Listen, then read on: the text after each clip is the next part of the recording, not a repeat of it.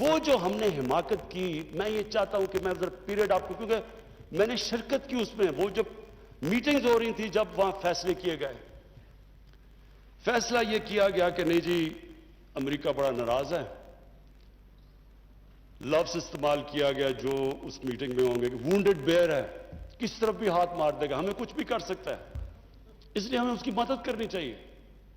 ہاں مدد کریں، دہشت گردی ہوئی تھی، ہمیں ان کی مدد کرنی چاہیے، لیکن جو ہم نے کیا اس کے بعد،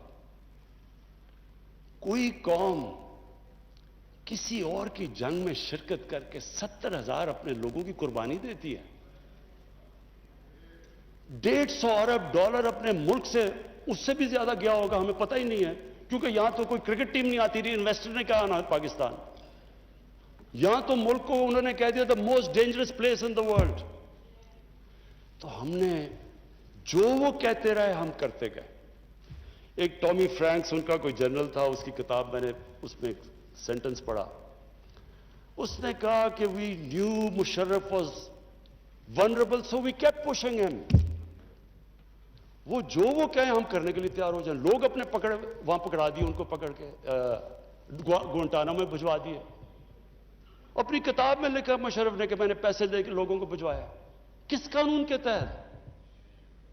یعنی جو اپنے لوگوں کی، اپنی قوم کی، اپنے لوگوں کی، اگر وہ حکومت ہی ان کی حفاظت نہیں کرتی تو اور کس نے ان کی حفاظت کرنا ہے؟ پکڑا دیا جناب امریکہ کو، گوانٹانامو میں پہنچا دیا۔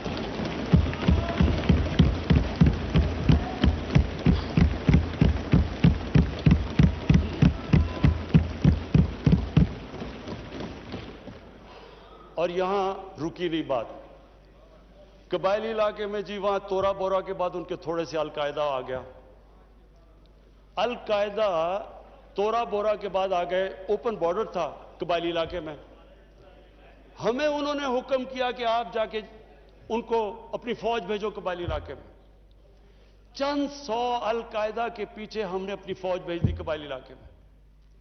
اب جب فوج قبائلی علاقے میں جائے گی، وہ اپنے لوگ تھے، ادھر جو پھر ادھر سے وہ ڈرون اٹیک کریں، وہاں ہمارے شہری مر جائیں، ادھر ہماری فوج جس کو پتہ ہی نہیں کہ کس کے پیچھے جا رہے ہیں، چند سو لوگوں کے پیچھے قبائلی علاقے میں گئے، اس کا نتیجہ کیا ہوا؟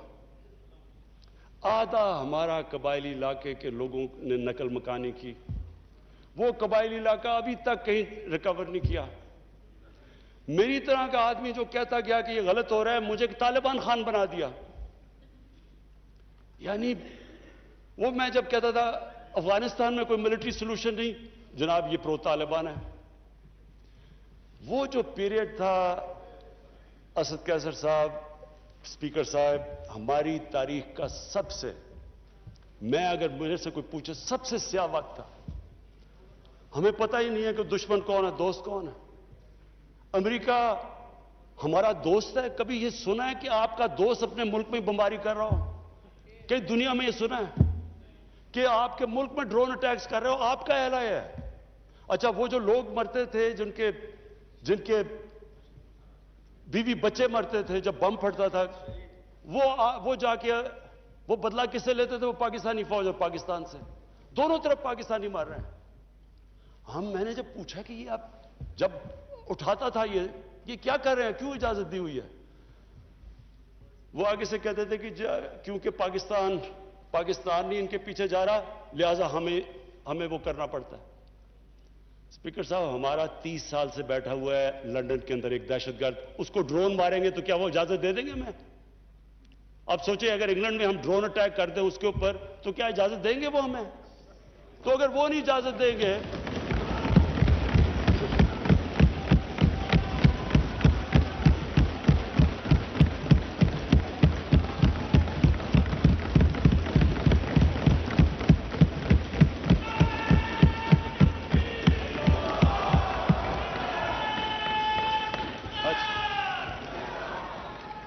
اسپیکر صاحب اگر وہ اجازت نہیں دیں گے تو ہم نے کیوں اجازت دی؟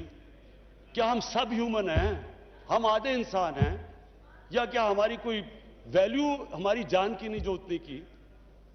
ہمارے ملک میں اجازت دی گئی गवर्नमेंट्स ने झूठ बोला लोगों से कि नहीं जी हम मजम्मत करते हैं ड्रोन अटैक्स की।